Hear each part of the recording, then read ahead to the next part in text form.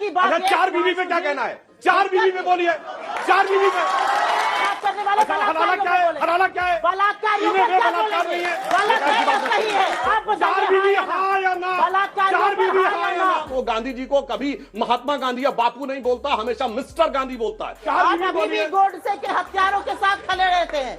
आज अभी भी जब गांधी के साथ गांधी के हत्यारों के साथ, गोडसे के उपासकों के साथ खड़े रहते हैं। गिरजा टिक्कू को काट दिया जा रहा है, तब आपके मुंह से कुछ नहीं निकला। आज आके यहाँ भाषण देने की बात करती। अच्छी तरह सुनिए, धमाका है ये। आइए देखते हैं, मजा आएगा। इमराना का फतवा याद है? इमराना के साथ उसके ससुर ने बलात्कार किया, उसके बाद फतवा जारी हो गया कि वो अपने ससुर की पत्नी यानी पति की मां हो गई, और उसके बाद ये लोग चुप रहे। ये लोग आके बात करते हैं स्त्रियों की, उसकी बात। अगर 4 बीवी पे क्या कहना है? 4 बीवी पे बोलिए, 4 बीवी पे। और विषय पे छोड़िए, विषय पे। आप 4 बीवी पे बोल रहे हैं, बलात्कारियों का क्या कहना है? 4 बीवी की बात करने वाले हलाला क्या है? हलाला क्या है? बलात्कारियों का क्या बोलेंगे? गलत है या सही है? हाँ या ना? चलिए अगला सवाल पूछता हूँ। हाँ या ना?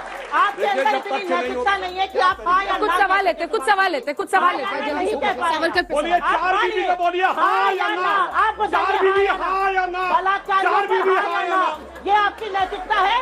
ये आप लोगों का असली चाल चरित्र और चेहरा है? पूछिए, आप सवाल अच्छा, पूछिए। मैं 1 मिनट आप लोगों को लगता है बलात्कारियों के लिए ताली बजाना ये बहुत मुद्दे से डिरेल कर दिया। अब पॉइंट पे जवाब नहीं। अब मैं सबको बताना चाहता हूँ, ये कहते हैं 1940 में देश के विभाजन की बात आई। सुनिए, देश में देश का विभाजन की शुरुआत कहां से हुई? 1916 लखनऊ कांग्रेस अधिवेशन।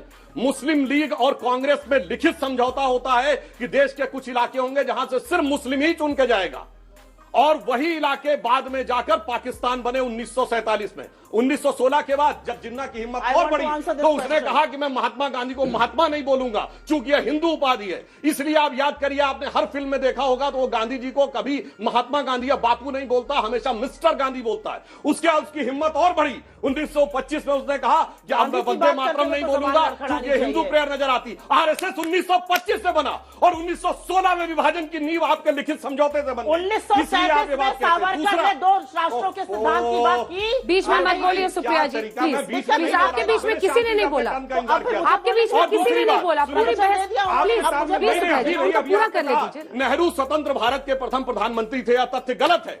नेहरू परतंत्र भारत के पहले प्रधानमंत्री थे। 2 सितंबर 1946 कैबिनेट मिशन प्लान के तहत अंग्रेजों के पहले प्रधानमंत्री। आपको जवाब दिया जाएगा। स्वतंत्र भारत के प्रधानमंत्री से पहले सुभाष चंद्र बोस। किताबें बदल दीजिए फिर सुधांशु जी, किताबें बदल दीजिए देश की।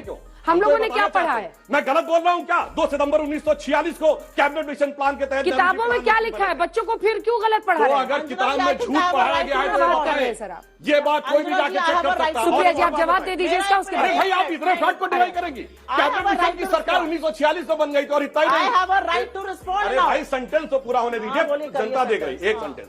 अच्छा ये बताइए, 1946 में जब वो बने थे तो उनको शपथ किसने दिलाई थी? लॉर्ड माउंटबेटन ने। भारत का संविधान तो था नहीं, तो किसके प्रति निष्ठा की शपथ ली थी? ब्रिटिश क्राउन के प्रति निष्ठा की शपथ ली। लॉर्ड माउंटबेटन ने शपथ दिलाई। यूनियन जैक के नीचे खड़े होकर शपथ ली और अंग्रेजों से लड़ रहे थे। और आपको ये भी पता है, सुनिए, जो काला पानी भुगत रहा था, जो कोलू के बैल की तरह जो दिया गया, वो लड़ाई नहीं लड़ा था। जिसके वायसराय के परिवार से अत्यंत मधुर संबंध थे, हम सबको पता है, पारिवारिक संबंध थे, वो लड़ाई लड़ रहे। ठीक है, अब जवाब सुनो। सुप्रिया जी जवाब दीजिए, फिर आप लोगों के सवाल है। इसका जवाब ये है कि जिसने आजादी की लड़ाई नहीं लड़ी, नेहरू प्रधानमंत्री कब बने थे? सुधांशु जी, सुधांशु जी, सुधांशु जी, सुधांशु जी, सुधांशु जी, कविता तो देखी मैंने, काफी अच्छी बात है। आप हाँ या ना नहीं बोल पा रहे। बलात्कारियों को रिहा करने पर आप मुझसे महिला सम्मान की बात मत करिए। अरे 4 बीवी पे आप अभी भी, आप चुप रहिए। आप अभी भी गोडसे के हत्यारों के साथ खड़े रहते हैं। आज अभी भी जब गांधी के हत्यारों के साथ, गोडसे के उपासकों के साथ खड़े रहते हैं। और मैं एक बात और बोलना चाहती हूँ, यहाँ पर उल जलूल की बात करके तथ्यों को प्रेजेंट करना अगर इतना खराब था, श्यामा प्रसाद मुखर्जी जी क्यों बने थे उस गवर्नमेंट में मंत्री? नहीं बनना चाहिए था उस गवर्नमेंट में। नहीं थे 46 की सरकार में। जब गांधी जी ने 1942 का क्विट इंडिया मूवमेंट, करो या मरो, भारत छोड़ो आंदोलन लॉन्च किया, तो श्यामा प्रसाद मुखर्जी ने चिट्ठी लिखी अंग्रेजों को, कैसे इसका दमन किया जाए, कैसे इसको दबाया जाए। कांग्रेस की प्रांतीय सरकारों ने इस्तीफा 1939 में दे दिया था। श्यामा प्रसाद मुखर्जी मुस्लिम लीग के साथ मिलकर सिंध में, बंगाल में नॉर्थ वेस्ट फ्रंटियर प्रोविंस में क्यों चलाते रहे सरकारें, आज देश आपसे यह जानना चाहता है। लेकिन मैं 100 बात की एक बात फिर उस बात पर आऊंगी, क्योंकि भाजपा इससे नहीं बच सकती है। आप हां या ना में जवाब नहीं दे सकते। आपके चुने हुए वहां पर एमएलए कह रहे रिहा करो इनको। एक एमएलए आके करता है बलात्कारी ब्राह्मण है, ये संस्कारी लोग हैं। कौन सा समाज इस देश में, कौन सी लड़की और कौन सा लड़का इस देश में बलात्कारियों की रिहाई पे ताली बजा सकता है? मुझे दुख होता है इस बात का, और बहुत दुख होता है। मैं एक महिला हूं, यहां पर बैठी हुई सारी महिलाओं से पूछती हूं, अगर वो किस बानो ना होती, उसका नाम खैर होता, तो क्या आप तब भी ताली बजाते? सुधांशु जी इसका जवाब। 11 बलात्कारियों की रिहाई हुई है इस देश में। यह आजाद हिंदुस्तान है, हम 75 साल आजादी के मना रहे हैं। क्या बात करते हैं हम लोग? सुधांशु जी, नारी के सम्मान की बात सुधांशु जी इसका जवाब दीजिए। सुधांशु जी जवाब। जिसको बलात्कार करके गिरजा टिक्कू को काट दिया जा रहा है, तब आपके मुंह से कुछ नहीं निकला, आज आके आप भाषण देने की बात करती। अब मैं मुझसे एक बात नहीं दे सकते हैं, ये आप जानते हैं। मैं एक बात कहना चाहता हूं, इनके मुंह से एक सेंटेंस निकला, सबने याद किया। कांग्रेस की प्रोविंशियल असेंबलीज की सरकारों ने 1939 में रिजाइन किया। ये 1937 में जब सरकारें बनी थी तो किसके प्रति निष्ठा की शपथ लेके बनी थी?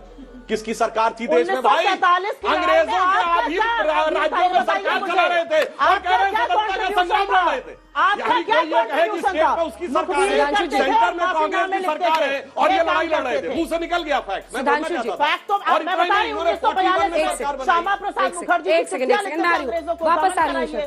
कैसे क्विट इंडिया मूवमेंट बंद करिए, ये तो बस इतना आपसे जानना चाहेंगे। मुझे लगता है कि जब ये प्रश्न यहाँ पर उठा है तो इससे बचना नहीं चाहिए। क्या आपको लगता है आजाद हिंदुस्तान में 11 बलात्कारियों को रिहा करने के बाद फूल माला और मिठाई उन्हें खिलाई जानी चाहिए? आपकी आत्मा क्या कहती है? देखिए, मेरा मानना है कि जो बलात्कारी है उसके साथ स्वागत तो छोड़िए, उसको तो कठोर सजा होनी चाहिए। पर वो सजा है और इसके बाद उसको क्या सजा हुई है यह निर्णय कोर्ट को करने देना चाहिए। रॉन्ग। और यदि कोर्ट का निर्णय होता है बिल्कुल उसके साथ होना चाहिए। और यदि आप बलात्कारों की बात कहते हैं तो जब यह सेंटेंस बोला गया था कि कश्मीर छोड़ के चले जाओ और अपनी लड़कियों को छोड़ के जाओ, तब मुंह से क्या निकला था भाई? आज तक कभी बोला इसके लिए? आपने देखा कैसे कांग्रेसी प्रवक्ता सुप्रिया सिन्हा बिना किसी मुद्दे की ठोस जानकारी लिए यूं ही बड़बड़ा रही थी, और जब सुधांशु त्रिवेदी जी ने 4 बीवी हलाला जैसे और कई मुद्दों पर सुप्रिया सिन्हा को बोलने को कहा तो फिर सुप्रिया सिन्हा के मुंह से बोल नहीं निकला। और ये विपक्षी पार्टियां अपने आप को सेकुलर बताती हैं। खैर, कौन सी पार्टी कितनी सेकुलर है ये सबको पता है। आपका इन विषयों के बारे में क्या कहना है, कमेंट में ज़रूर बताएं।